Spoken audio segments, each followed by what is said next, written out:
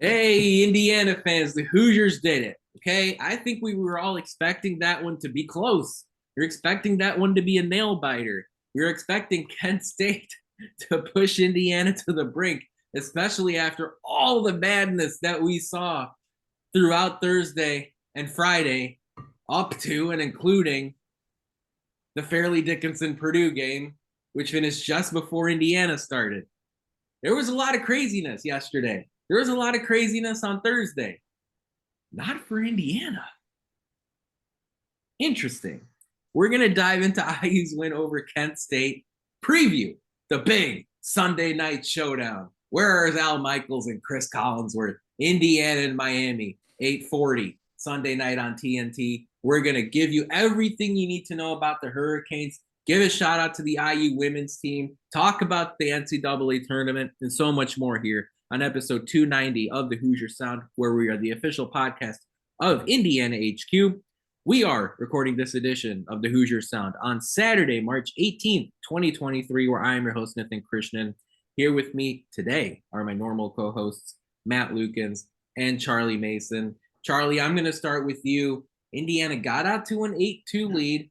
Kent State came back, but then Indiana just kind of flexed their muscle as the rest of the game went on. And, Trayce Jackson-Davis basically said, look, Golden Flashes, you don't have a guy like me in your conference. And he made him pay. What were your main takeaways, or one of your main takeaways from Indiana's 71-60 victory over Kent State on Friday night? I think the first thing that I noticed, looking back, reflecting on the game, is that IU did something that we haven't really seen this season, or that we haven't seen consistently. That's for sure. Is that their endurance was incredible in terms of keeping their lead. You talked about how they had that 8-2, that little bubble. They had a little cushion in the beginning, and Kent State got back into it.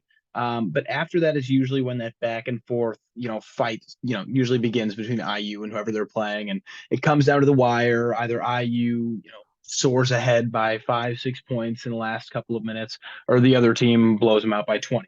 And this time we saw IU kind of maintain that, 10, 12, 13 point lead for the majority of the end of the first half, beginning of the second half, and kind of follow through, which was relieving to watch, because IU's figuring it out. It's about time. This is the time that you need to figure it out. But it was really, really relieving to watch them not only play with energy and passion, and kind of keep the golden flashes right where they wanted them.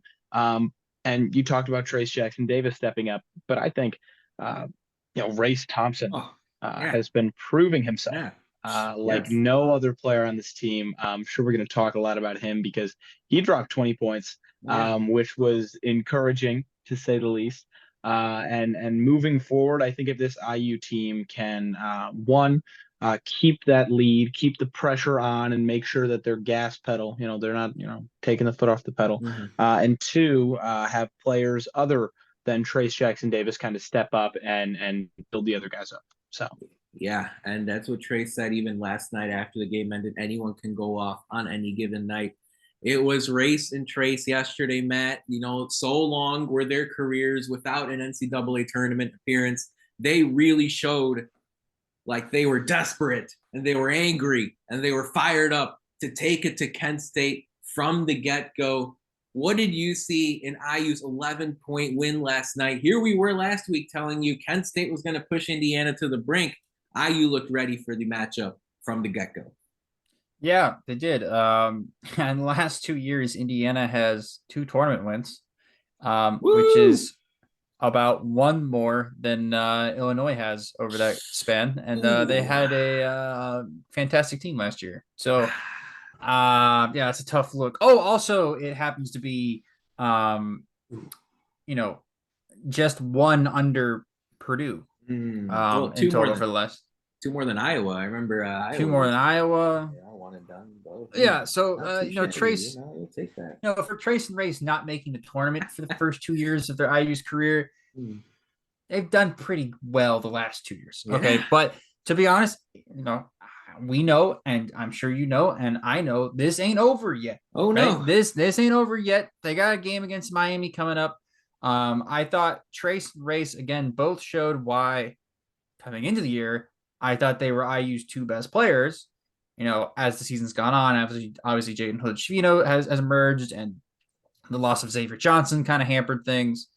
But this is why I was harping on at the beginning of the year that this team had the potential to win a national championship and to compete for a national championship with the way that they play basketball and the types of players and the ilk in which Trayce Jackson-Davis stands among in IU greats. Like he deserves to play in a Final Four for the career he's had, and the statistics he's put up, and all the BS that he's dealt with around the program. Yeah. IU wins one game. You're in the round of 32. This is as far as he's ever been. Now you're playing a Miami team that, in my opinion, we'll get to it later, but in my opinion, very beatable. Sure. Right?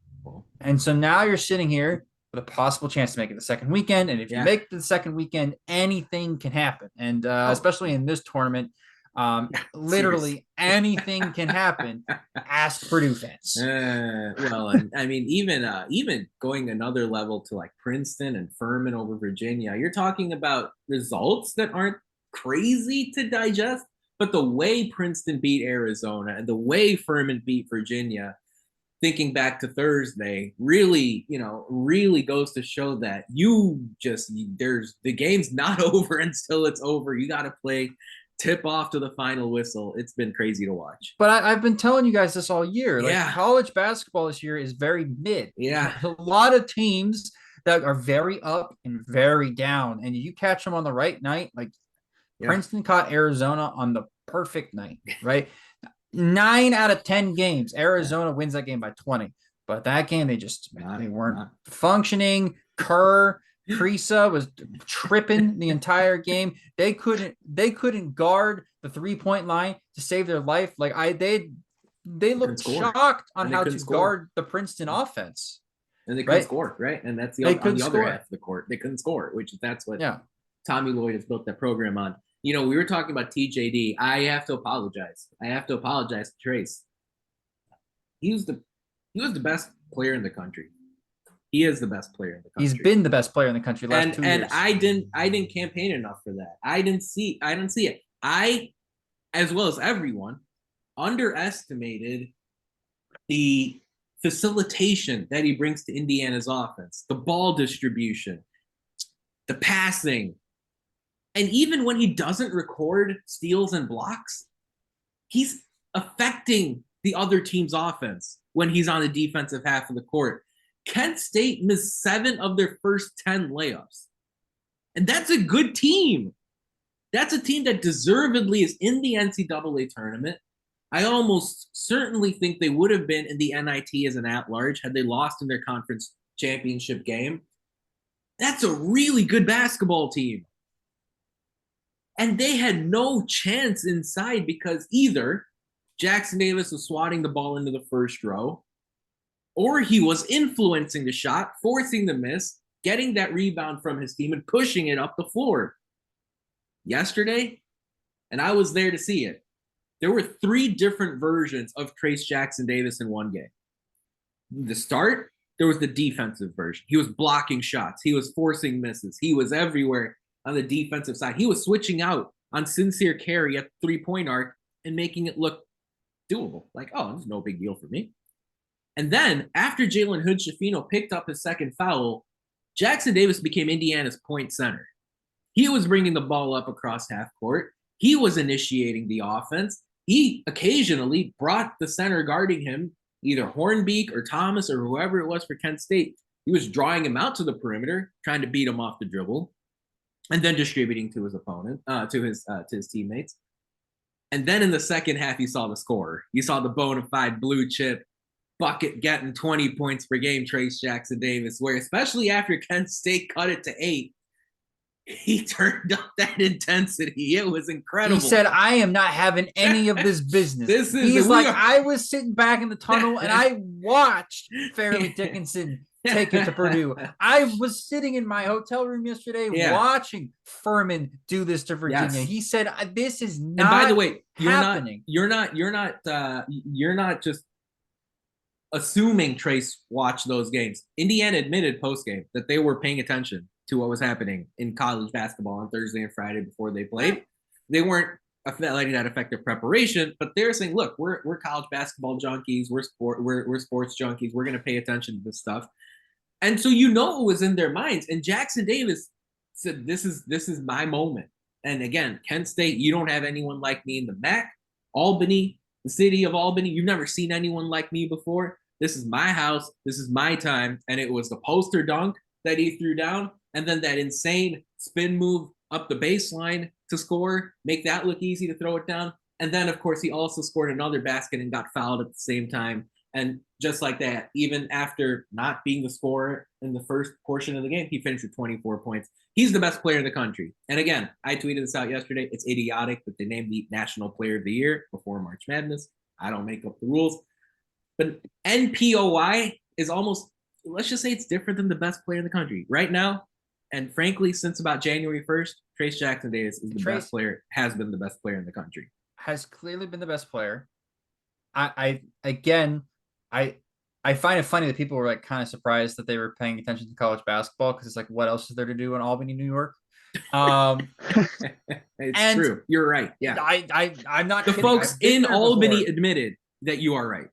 Yeah, I know. From I'm right. Albany, It's the natives. Look, yeah. I'm sure they're wonderful people, but it's no, for sure, very friendly. Yeah, they just admitted it though. They were like, yeah, it's just a lot of bars and restaurants.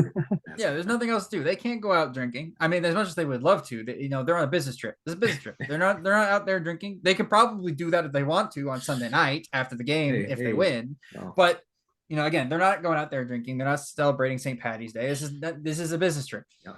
But yeah, no, Trayce has been a special player for a long time. I think he's been the best player I've watched in IU uniform since I covered this team, and that includes my year of watching Yogi Ferrell. As senior year. I think he's better than Yogi Ferrell was, and that's no offense to Yogi. No, not at all. And all credit to Trayce. I think Trayce is one of the 10 best players to maybe ever play for the program. He's playing at a time. I know that's crazy. That's a lot. It's a lot to put on his shoulder. It's a big claim. It's a big claim. But you look at the statistical stuff he's put up, and where he leads and where he is in the all-time categories, and you add in the fact that he's been doing this with less. Yeah. Right. This is not Calvert Chaney. He's not surrounded by a bunch of night guys. Right. This is not Walt Bellamy. This is not the 76 team. This is not Isaiah Thomas. Kent Benson. Alford. Yeah. Like those teams were loaded with tons of talent. May. Yeah. He's gotten to put up with 21 minutes from Tamar Bates. Now, I'm not saying Tamar doesn't have talent, but I'm saying he's got to put up this game. Why, Matt? Why? You just don't like Tamar Bates. I know. I don't like him going 0-6 in a game. I don't like that. Fair. I love Tamar. And in fact, I will get to my point about Tamar in about 5 seconds. Yeah. But Trayce is a special player, and what Mike Woodson has done with Trayce over the last 2 years, when he convinced him to come back and stay at IU, he could have gone to the NBA, as a sophomore, right after that sophomore year. He could have gone to the NBA. He would have been a second-round draft pick, and he would have probably worked his way into the league, and he would have the same development he's had now. But Woodson said, hey, let me stay with me here, work with me. I need you to come back for this team. I need you in my first year at least, and I'm going to make you a better player. And last year, he was a more efficient player. He was. He took more responsibility. He became a shot blocker late on in last year, and became a pick and roll threat. And then also passing, right? Awesome passing. Well, that's what I was about to say. This year has been passing. All it's been is passing. And also one-on-one perimeter defense. He's a better perimeter defender this year. He doesn't foul as much when he gets switched on to smaller guys. That's a plus for the NBA. He can play as a bit of a point forward at this point in time, which is an extreme plus for the NBA, because a guy who's a tweener, who doesn't exactly fit the mold as an NBA 5, being able to do other things will get you playing time. His shot blocking, his defense, his rebounding, his athleticism, his playmaking, and his ability to switch on to smaller guys is something that is very hard to find. It's an extreme skill set. He's playing himself up the draft boards. I'm in a draft chat where they're talking to him about him possibly going first round. And okay. I think that should be a conversation. And that was not something that was happening 2 years ago. And he's older, right? And again, that Woodson needs to go into every recruit's home, I swear to God, and show them what he's done with Jalen Hood-Schifino this year and how his stock has increased and how Trayce Jackson-Davis stock has increased, what he's done to Race Thompson.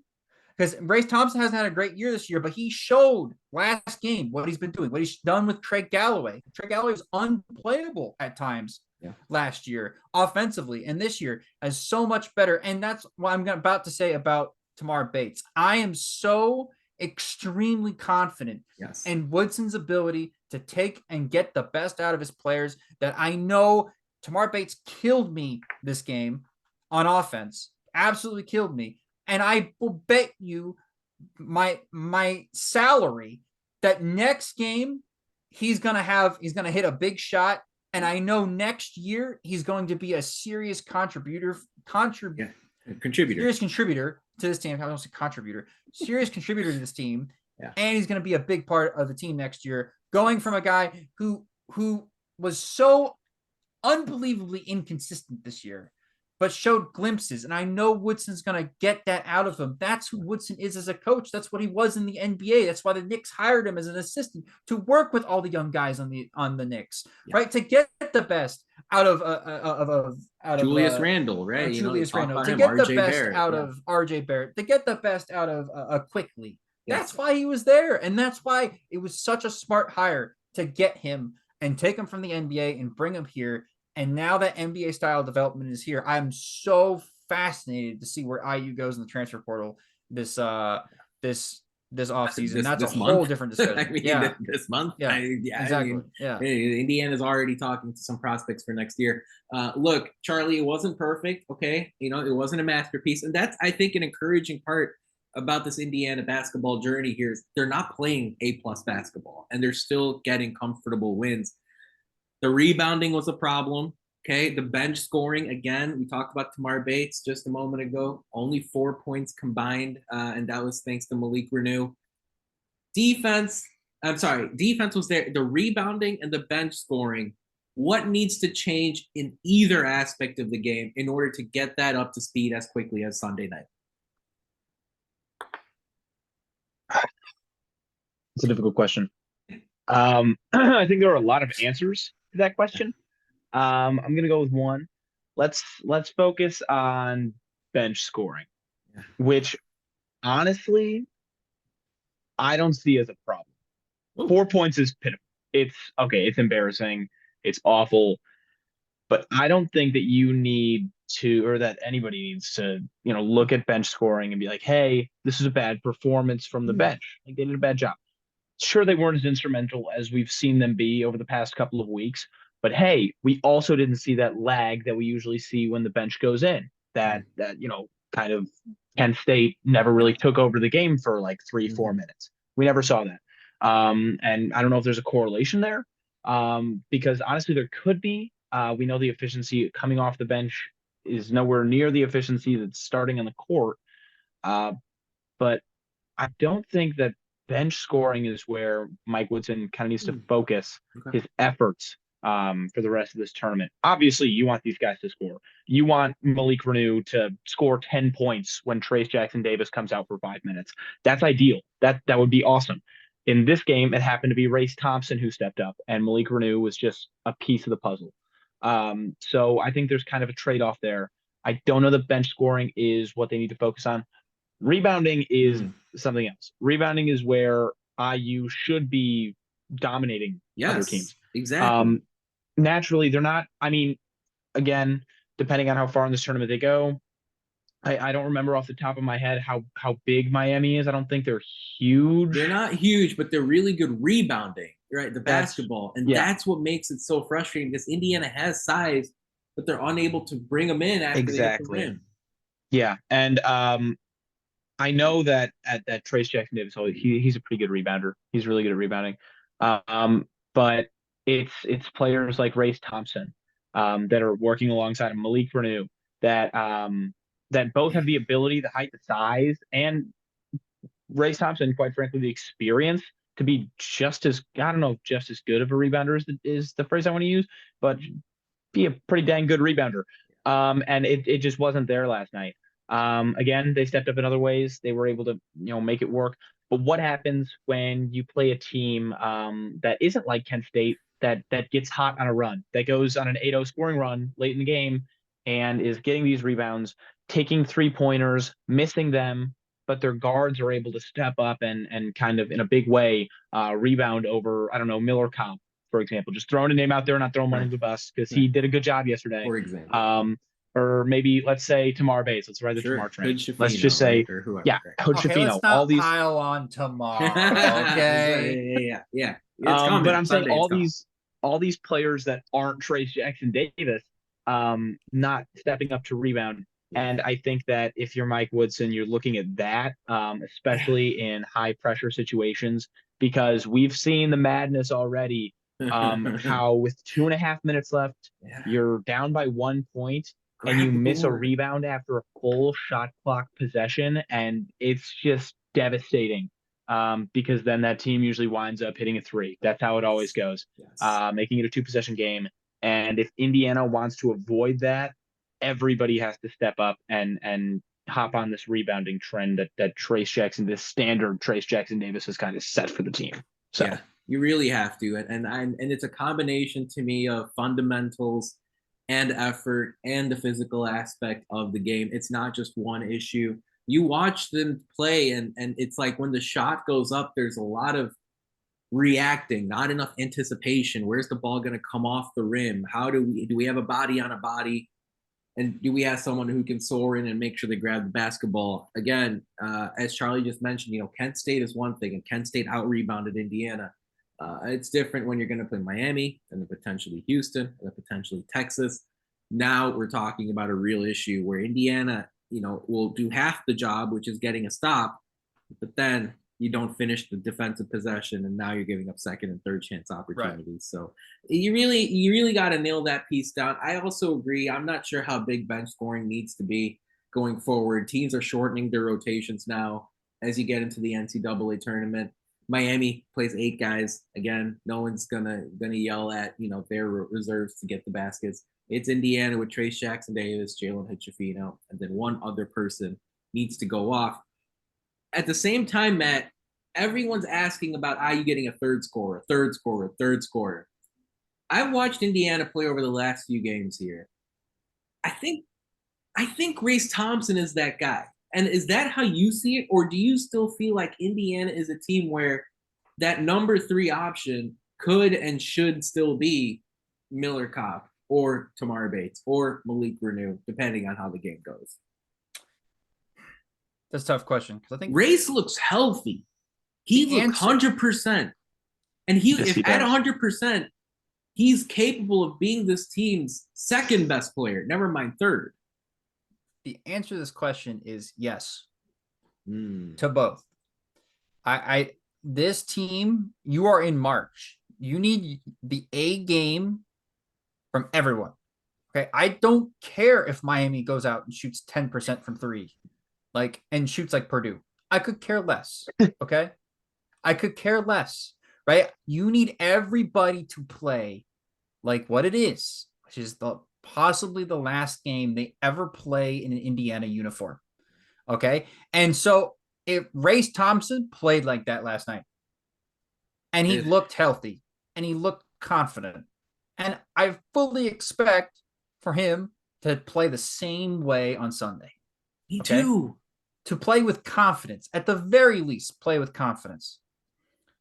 At the same time, I would like him to share a little bit of that confidence with Tamar Bates and a little bit of confidence with Miller Kopp, because they're going to need to shoot some threes on Sunday. I was looking at a couple of the press conference clippings, and I heard things like, we're going to pack the paint, which usually tells me they're going to throw 5 guys at Trayce. And they're going to pull the Fairleigh Dickinson, and they're going to dare Indiana to shoot 3-pointers, which, to be fair, is kind of a bold strategy given that Indiana has 2 three guys that shoot 35% plus from three. It's not Purdue. You're not forcing 20% shooter Ethan Morton to take 3-pointers, right? This is Indiana. We have shooters now, right? This is not 2017 Indiana. Okay. Oh, that's true. So 2018, 2019 Indiana, 2020 Indiana, 2021 Indiana, 2022. Oh wait, no, this is 2022 Indiana. Yeah, so exactly. We have shooters this year, right? So I fully expect them to come out, play the big game. Don't get discouraged if shot number 1 goes in. Don't get discouraged if shot number 2 goes in, because number 3 is going to go in, right? And I want them to play with that confidence, and I know Woody's going to give them that confidence going into this game. For me, the most important thing is, can Jalen Hood-Schifino have a bounce back game? Ooh, okay. Because he needs it. He needs it. He has not played well in a couple games now, to be honest. And he was 4 of 11 last night for 8 points, had 2 turnovers. Foul trouble. I think against Miami, he's got to stay out of foul trouble. They got some good guards. They're going to put him in some tough situations. There's going to be times where he's going to want to contest a shot that he can either like decently contest or like heavily contest on the risky side. He's going to have to take his freshman brain and everything that he has learned in this past year and all the basketball experience he has, and just take the tough contest and not the really tough contest. You know what I'm saying? Like, if there's a chance you can get a hand in the face, get a hand in the face, of course. But if there's a chance you get a hand in the face and the guy lands on your foot, don't do the one where the guy lands on the foot, right? Yeah. So he's got to be a little bit smarter about that, because Indiana needs him to play. He played 32 minutes in this game. They need him to play 37 minutes. I think he's going to pull a 40 plus tomorrow night. He might have to pull a 40. He very well could. And that game, again, the line is 1.5, which means Vegas has no freaking idea which way that game is going to go. And I don't blame them. I don't know either. I think Indiana matches up well, but it doesn't mean that they can necessarily win that game. Styles makes fights, and Miami style is perimeter oriented and Indiana style is interior oriented. And you're about to see which of these styles is going to pull out and show up for that game tomorrow. So I'm excited to see what happens. Me too. So much to talk pull out. It's fine. Not important. We're just talking about basketball here. Like I said, I say some wild things in this podcast about Indiana. We're talking about college basketball here. It was great to see Race Thompson's big smile in the locker room as we had some availability post game. He looked like he was on cloud 9, and just personally speaking, I think all IU fans are happy to see their 6th-year senior play like that in March Madness. The vibes were good. The players were pumped, as they should be. They should have celebrated that win yesterday again. Everyone understood how tough Kent State was as an opponent. And when you go out and win by double digits, you need to put some respect on that name. And Indiana's honoring and celebrating that kind of win. The Hoosiers now will take on the Miami Hurricanes. We're going to talk about that game in detail in a moment. But first, it's time for Who Won the Week this past week in IU sports. And again, we're going to just make this an Indiana women's basketball update. And the Hoosiers, after an extended rest after the Big Ten tournament, locked in a win over Tennessee Tech by 30 in the first round earlier today on this Saturday. The Hoosiers were tied after the first quarter, and Mackenzie Holmes was not available for this contest, but IU's depth and skill and ability eventually pulled away. I love seeing Lily Meister get the start in Mackenzie Holmes' place and show her potential and show her promise for future years once Holmes moves on. Meister was actually the selection for the team after the game to add Indiana's name into the second round onto the bracket that they have in Assembly Hall. I love seeing the home crowd. It's a wrinkle to the women's tournament that isn't there in the men's tournament, and I love seeing the Hoosiers get the reward of those home games. And of course, now, after knocking off Tennessee Tech, IU will face Miami in the women's tournament as well. That game will be in Bloomington on Monday. We have not heard a time released yet for that contest, but it's going to be a good one between the Hoosiers and the Hurricanes on Monday in Assembly Hall. Terry Morin, thanks to that win, recorded her 200th as an Indiana head coach, an outstanding accomplishment out of one of many, many, many accomplishments for the coach at the Indiana women's program. Folks, if you'd like to subscribe to our podcast for free, all you have to do is search for the Hoosier Sound wherever you listen to podcasts. Stay up to date with all of our information. Following us on Twitter at Indiana HQ and at the Hoosier Sound. If you enjoy our show, leave us a review, tell a friend, share our links. That kind of support really helps us grow this podcast and reach more passionate IU fans, such as yourself. You'll be the most educated person, okay, at the dinner party, at the water cooler in your workplace, at your family reunion. All I'm saying is you're going to be the smartest person if you listen to the Hoosier Sound. So help us out if you can. Guys, look, March Madness started Thursday. Actually started Tuesday, but for all intents and purposes, Thursday was the round of 64. A lot of craziness, a lot of unpredictability. Matt, I'll start with you here. Has anything stood out to you watching the NCAA tournament? Obviously, the 3 upsets that we've highlighted have sort of taken the country by storm here.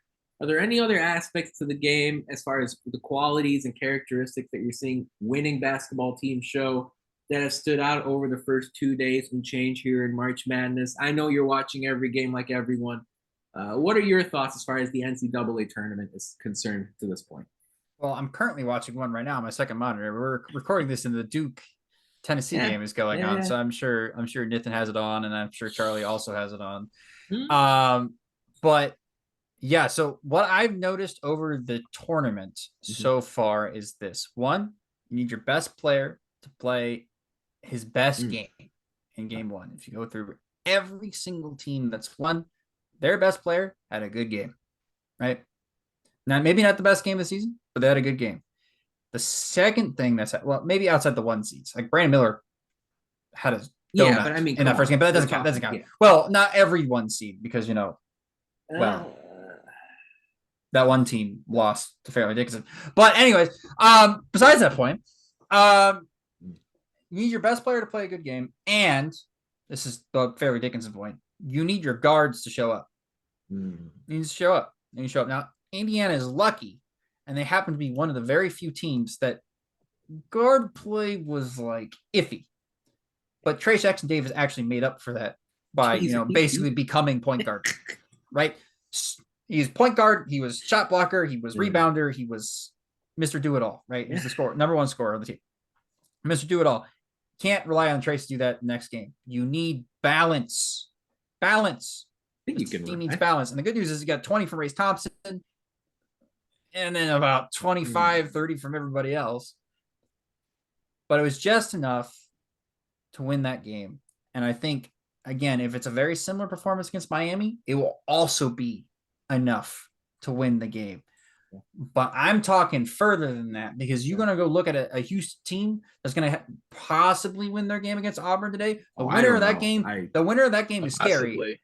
Yeah, the winner of that game is scary, because either you get Auburn, who now is very confident, and Bruce Pearl is one hell of a coach. You can talk about whether he's, a good guy or not, and whether he's a cheater, but he's a fantastic coach, regardless of whatever he's done in the past. And then you have Kelvin Sampson, who I think some of you guys are a little bit more familiar with Kelvin Sampson. And you have a team that is banged up, injured, fighting through the first weekend. And if they get out, they get a week of rest to mend up before they play IU. And again, Kelvin's one hell of a coach. There's a reason why he had the IU job in the first place, right? So you give Kelvin Sampson a week to prepare and a week for his guys to rest. That team is going to be ready to go, right? They're going to be ready to go for Indiana in that Sweet 16 game. So if Indiana gets past these teams in the next round, in the second weekend, you need guys like Miller Kopp to not be 4 of 9 from the field. He needs to be like 6 of 9. Okay. He needs to hit 2 more shots. You need Tamar Bates he cannot go 0 of 6. Okay. That can't happen. You got to be 3 of 4. Tomorrow, you got to be super efficient. You got to go look at guys like Jalen Hood-Schifino. He can't get in foul trouble, right? Those kind of little things that happen during a game that kind of shift momentum get amplified by like 25, 30, 40 in the second weekend, right? Basketball is a game of runs. Well, the second weekend is a runner paradise, okay? Because each team goes on a run, they take a lead, then another team goes on a run, takes the lead back. And then you can't have a stretch like Indiana had in this game where they went scoreless for a couple of minutes. You can't have that. Can't have that. Okay. So in the second weekend, there's gonna have to be some kinks, settle out. You're gonna be playing way better teams, and you know what's on the line, right? There's a Final Four berth on the line, a chance to actually legitimately play for a national championship. You're playing for a national championship now, Yes. but when you get to the Final Four, it's real. It's right there. The trophy is in the stadium. Okay, you got to win 2 games. Yeah. All right. So IU is this close to actually being on the doorstep. Yeah. They got to get over this next hump. They are close. Charlie, I'll pass that same question over to you. I know you're plugged in here during your spring break, watching these NCAA tournament games. What stood out to you as far as the kind of basketball it takes to win in this tournament compared to either other tournaments previously or compared to the regular season that you were there in person to watch this season? Obviously, endurance. And we know that's clear.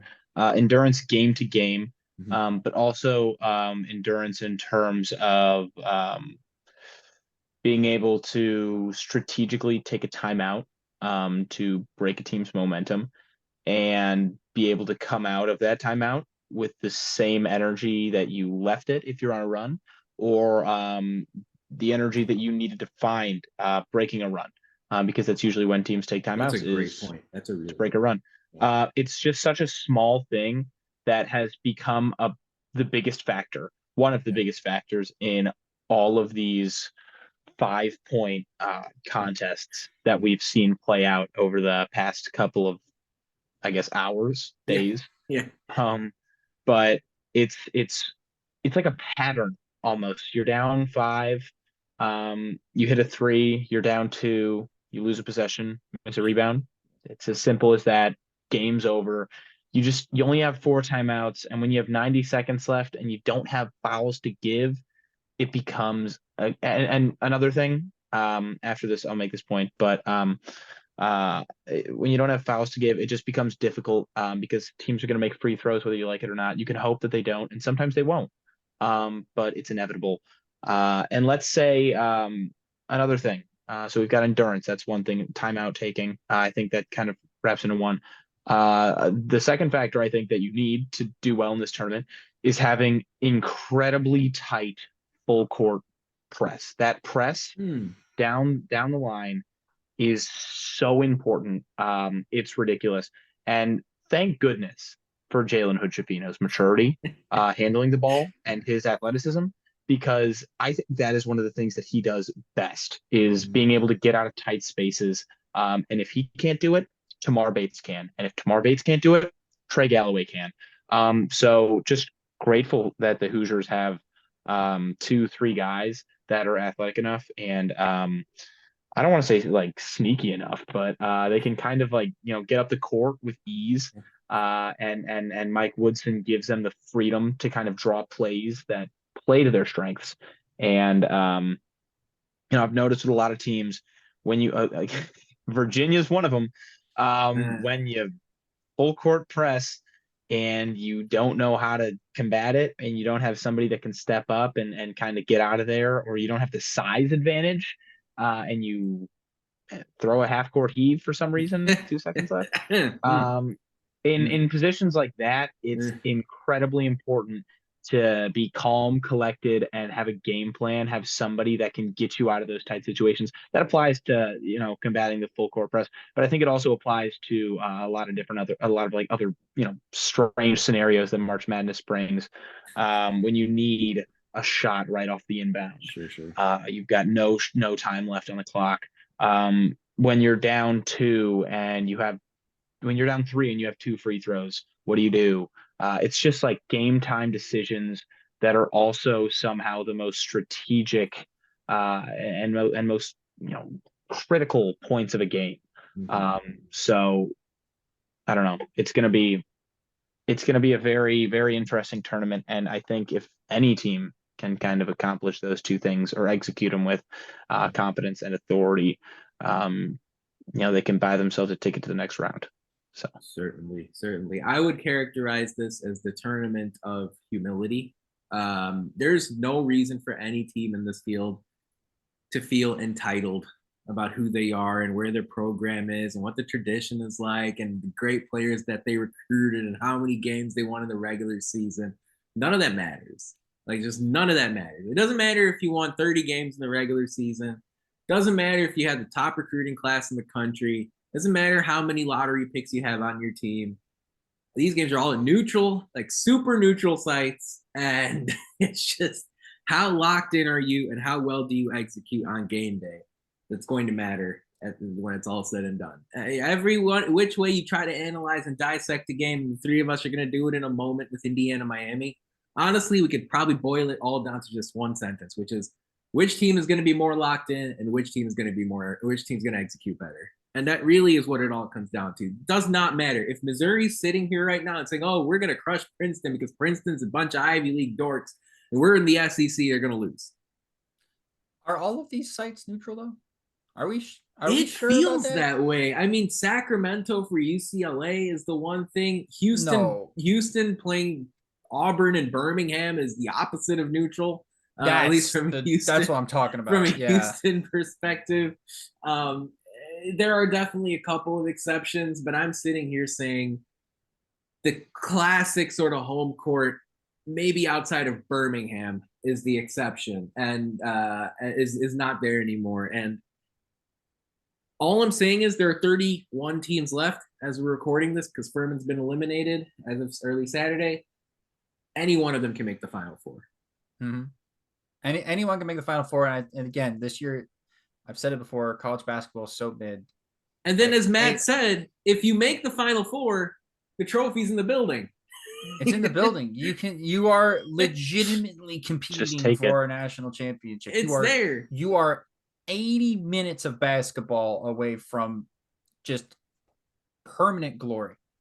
You're 80 minutes away, right? It's there. It's staring you in the face. Yeah. And that's all you can ask for is an actual legitimate shot at a national championship. IU, it's in there. It's there. It's there. Look, the 1, 2, 3, and the 4 in our region is still there. That could very well not be the case after tonight. You go and you look at Penn State is playing Texas tonight. That game is, we know what Penn State can do to you. Penn State could very well take Texas out of the tournament tonight, and all of a sudden they're in the Sweet 16. They could end up playing Xavier, who we're very familiar with. They could end up playing Pitt, right? And then all of a sudden, Indiana's playing one game. They win this game against Miami, let's say, and they play one game either against Houston or Auburn, and they win that game. They play one game against Penn State or Pitt. The winner of that game for a trip to the Final Four. That's very well possible. And if you line up all of those teams, I'm most worried about Penn State. Yeah. And even that, it's like, I would tell you this, is that Indiana and them have seen each other twice this year.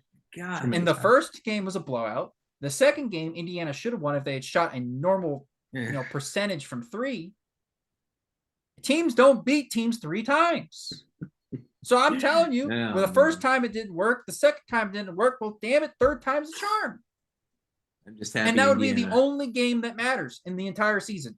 I could give less of a 2 cents about the Big Ten tournament. I could care less. I could care less. Also, by the way, for those tracking, because this is all got missed in the hullabaloo. Xavier Johnson, remember, is trying to get a medical red shirt. Correct? Yes. So he played 11 games this year. Indiana has played, if you include the Miami game, 35 games. So now, if you're a math nerd, that is 31%. If they play one more game and end up getting the Sweet 16, it's at 30.5. Yes. Which is within the margin of error of a 30% of the season, which means he would probably be eligible. Yeah, better chance.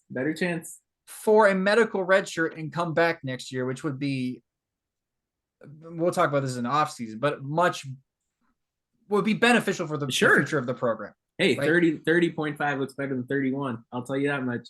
You're right. There is that extra carrot at the end of the stick. There is actually an extra carrot in this game. So not to make the Miami game feel like it's a must win, which always must be a must win in March, but it actually legitimately might be a must win game for the future of the program. Yeah, and that's how we look at the NCAA tournament. Matt mentioned Xavier Johnson, and I'll, if you're going to listen to our podcast, I'll give you some intel.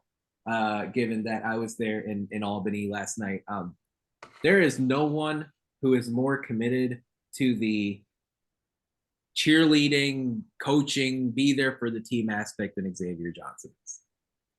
He is an assistant on the bench, and he is a hype man in the huddle, and he is everything to this team. His presence is added value to Indiana, even if he's in a hooded sweatshirt, which is what he was in last night.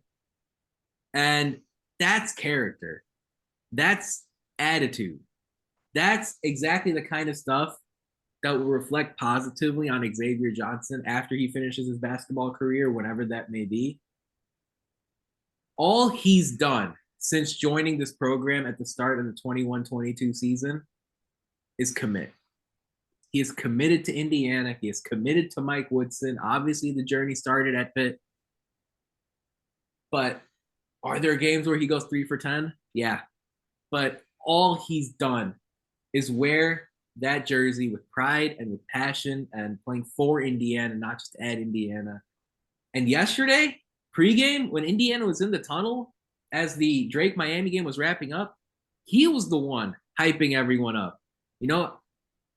There are some videos and some visuals you see on TV where guys are sort of in their own individual zone. They're wearing their headphones. They're kind of just isolated and preparing mentally for the game.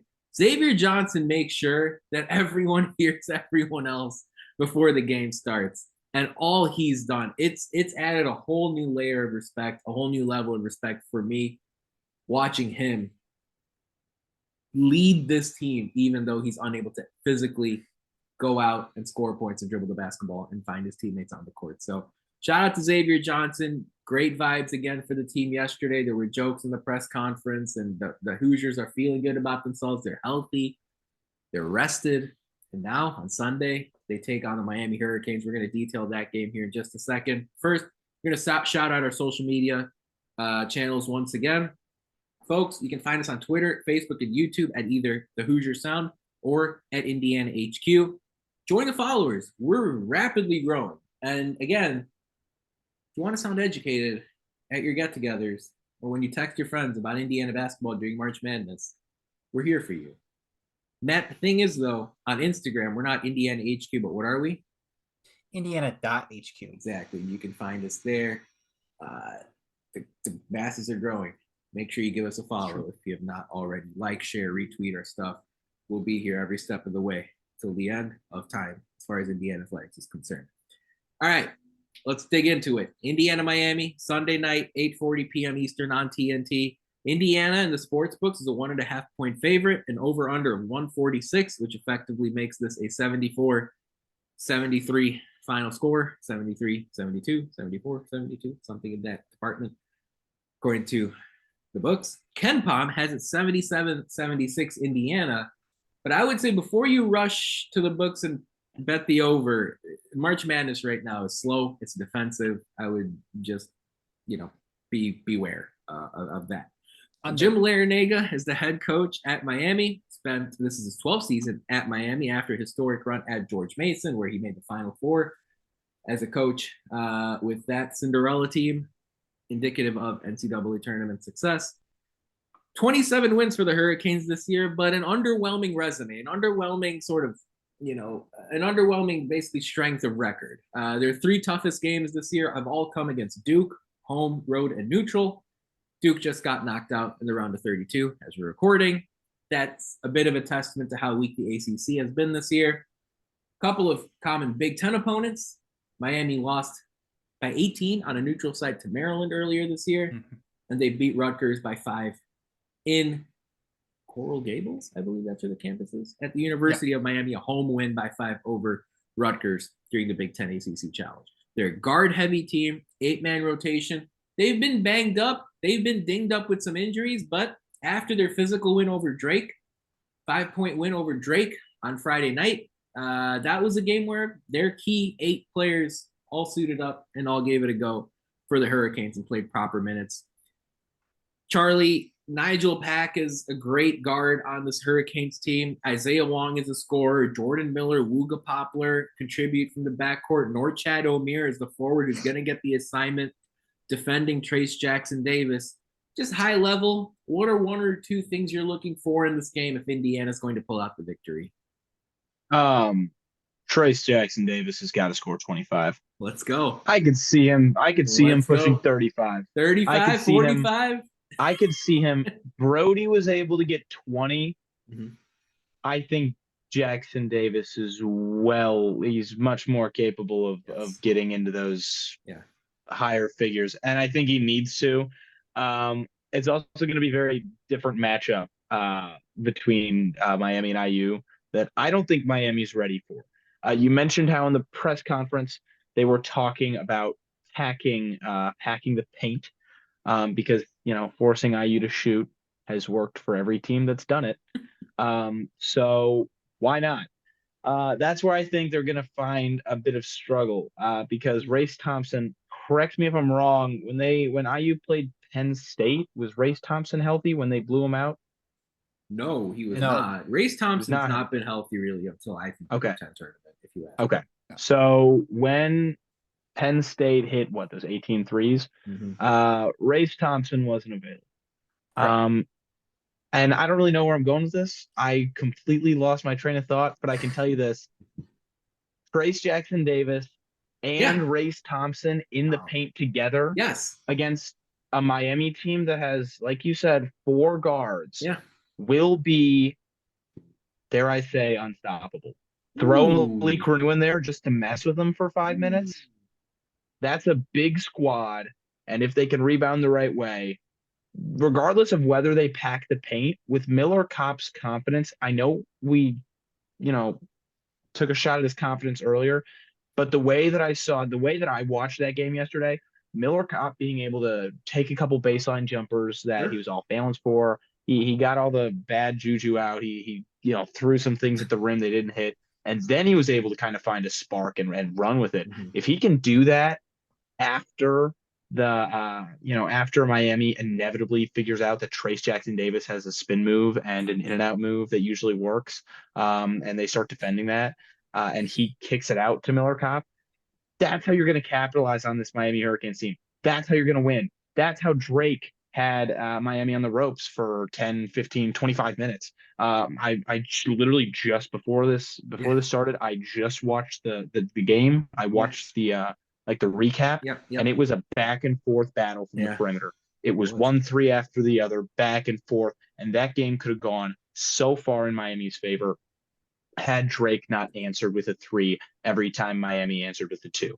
So I think that big thing for Indiana is getting those 2 big guys down low, whether it's a Malik Trayce combination, a Race Trayce combination that we saw against Kent State, getting those 2 big guys down there, having them work off each other, because Race Thompson hit 2 threes yesterday, which was wild. And honestly, I would love to see that happen again.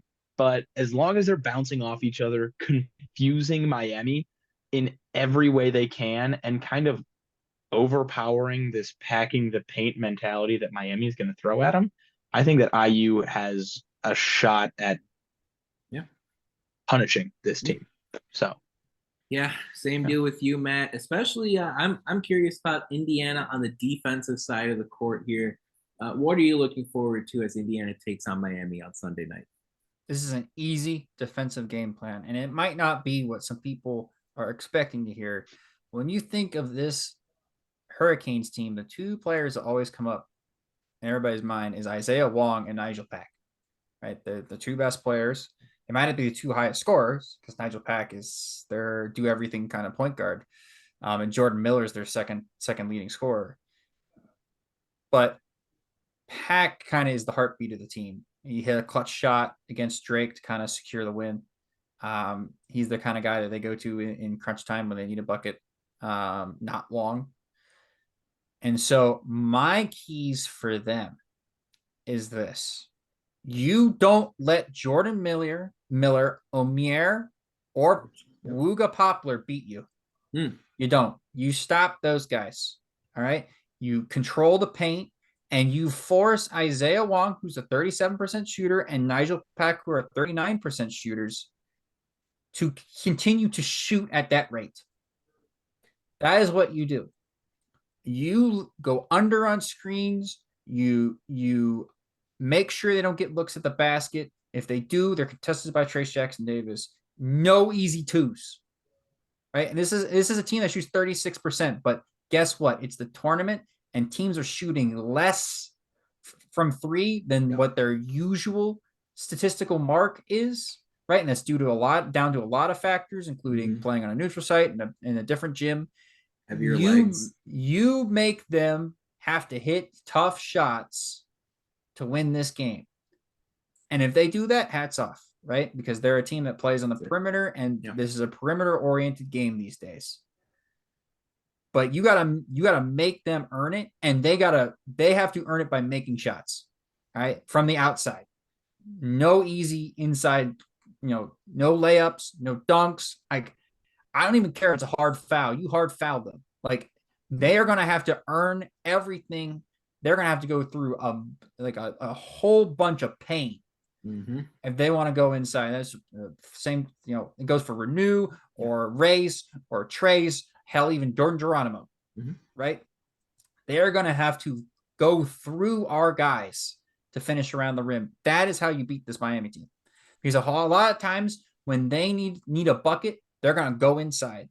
They have good jump shooting numbers, but they're a paint attacking team. And if you can cut off the paint and force them to take pull-up jumpers or take spot-up threes, they're beatable. And Indiana's going to have to score on the offensive end, but defensively, look, if they make an outside shot, that's as a hat tip to them, but you don't let them get layups. Don't let them get layups. You don't let them score inside. You treat them like they're Kent State. There you go. Yeah, nothing easy. I like that game plan as far as Indiana on the defensive side. The one thing that does stand out, I know you just mentioned, nothing easy even if they get close to the rim. Miami is a team that shoots a sparkling 78% from the free throw line. So ideally, you stay away from putting them on the charity stripe. It's March. There's pressure, and look, guys miss free throws. I'm okay if you foul them. I like it. There needs to be a physical message sent to them because they play in the ACC, and the ACC is soft, and the Big Ten, you get fouled hard every time you go to the basket. They pretend like it's the 1990s NBA, okay? And Indiana needs to play this game like it's the 1990s NBA, and they are the Pistons, okay? Ooh. They're the Pistons Isaiah Thomas. Game. They're the Isaiah Thomas. Isaiah Thomas Pistons. Okay, they're the bad boy Pistons this game. They need to beat up Miami. Make them feel it. And then you can go. Our guys can go and text Nigel Pack after the game and say sorry. Should have come here. But their guy Nigel Pack, that too. Yeah. But you need to make them pay if they want to win this game because they got to go through you, and you can't let them end your season. And for what that's worth, Miami did play a much more physically grueling game than Indiana did on Friday night. So Indiana has a little bit of an advantage there, even though the Hurricanes finished their game about 3 hours before Indiana did. Anyway, all that comes to a build on Sunday night in Albany as the Hoosiers take on the Hurricanes. What stands out to me is a comment we made earlier on this episode. This Miami team, again, 4 guards, but they rebound the ball very well. They understand their assignments. They're fundamentally sound from a rebounding standpoint. If Indiana can even keep it close on the glass, that's going to be a really good sign. I would pay attention to that number as the game goes on. And I would also say if Indiana wins the turnover battle in this game, it's going to be a good sign. Again, the Hurricanes, 4 guards, shrewd ball handlers. They don't turn it over that much. They're also good at affecting teams on the other end of the court into committing mistakes. If Indiana wins if Indiana wins the rebounding battle and the turnover battle, they're going to win this game. Now, there other avenues for them to get the victory. But the way I see it, if you can win the rebounds and if you can win the turnovers, you're going to win this basketball game on Sunday night. Charlie, I'm going to start with you here as far as your prediction. Ken Palm has it 77-76 in favor of Indiana. The sports books say it's going to be closer to a 74-72 final in favor of the Hoosiers. Who do you have winning this game and by how much? I'm going 74-69 Hoosiers. Okay, there you go. Indiana gets 5-point win. Who's on to the Sweet 16 for the first time since 2016. Matt, how about you? Who do you have winning this game and by how much? I have Indiana also winning this game. The Hoosiers winning this game. I think it's going to be a decently high scoring game for the tournament. But I think under what this game would be if it was played in the regular season, I think 77-76 Indiana. Okay, there you go. I don't like this matchup for IU. I really don't. And it's got nothing to do with Miami's better than Indiana necessarily, but I just don't, if you're asking Miller Kopp to guard Jordan Miller, or if you're asking Race Thompson to guard Wooga Poplar, I'm getting nervous, and I'm not sure how sharp Jalen Hood-Schifino's defensive game will be either. Jim Larinaga's been there, and he's done that. He's not going to be afraid of Indiana. I'm going to take the Hurricanes here in a close one. Again, I don't think either team is going to be leading in this one by more than 6 or 7 points. I'm going to take the Hurricanes 68-66. I think it's going to be a close game. I hope I'm wrong. It's just I see this Miami team 4 guards, and I don't like it. It's shades of Penn State. I don't like it. It is shades of Penn State. It really is. But I think this team relies more on interior scoring than Penn State does.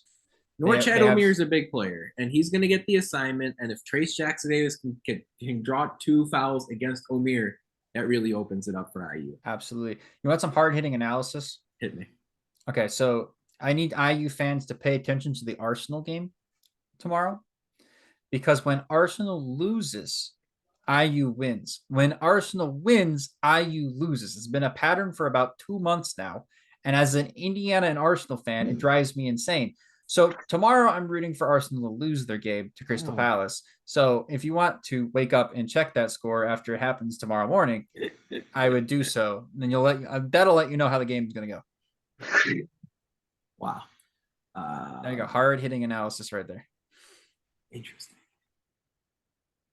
It's literally been that way for 2 months. For 2 months, they play on Sunday. We've played on Sunday for how long? We always play on Sunday, or they play on Saturday, and we also play on Saturday. And that game always goes the opposite of whatever the Arsenal game goes. They never win at the same time. It's not possible. Open your eyes, sheeple. And if it's a draw, good luck. It's just a coin. Overtime. Yeah. Anyway, let's wrap up, guys. Here, Charlie. A lot of basketball going on here over the last few weeks, but obviously March Madness in full earnest started Thursday, especially the round of 64. Indiana took care of business against Kent State, exceeded expectations against the Golden Flashes. What are your closing thoughts as we wrap up here on the Saturday afternoon?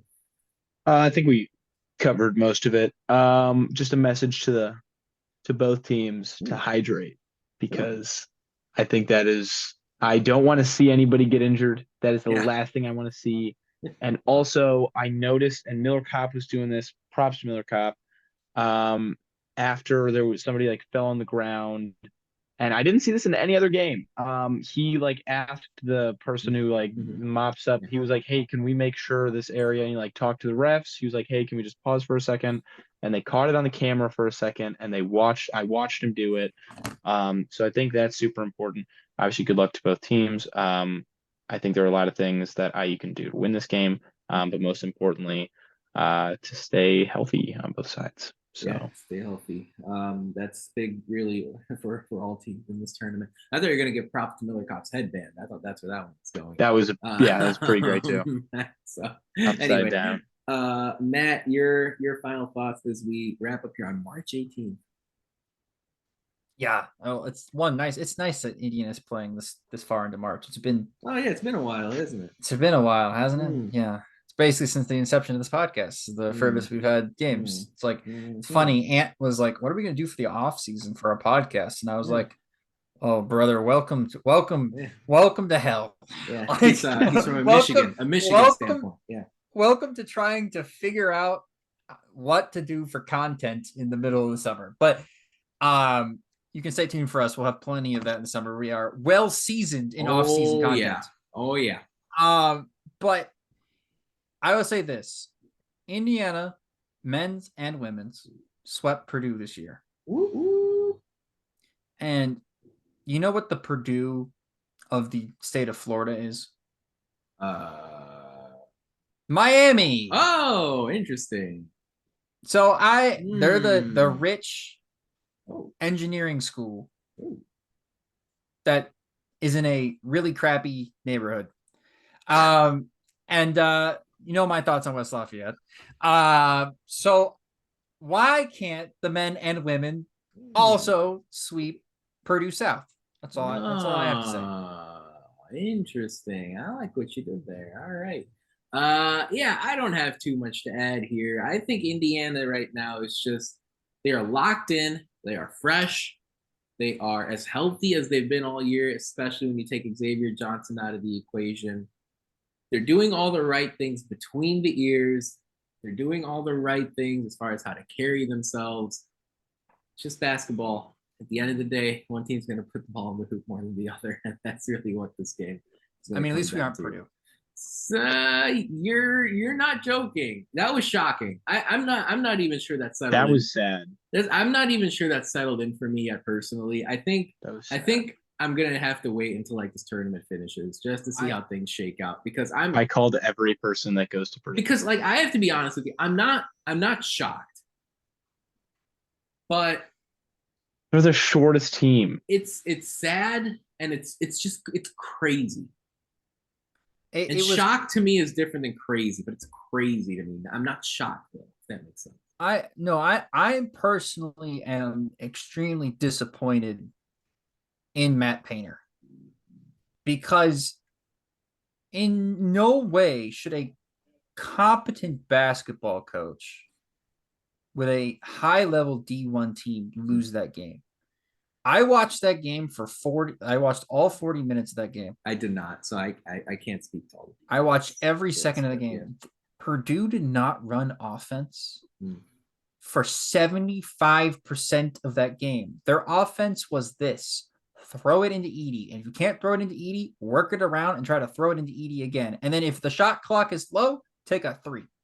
That was the offense. There wasn't any motion. There wasn't any plays run. There wasn't a play ran for Fletcher Lawyer for like 75% of that game, when that dude, is just straight up buckets if you get him going.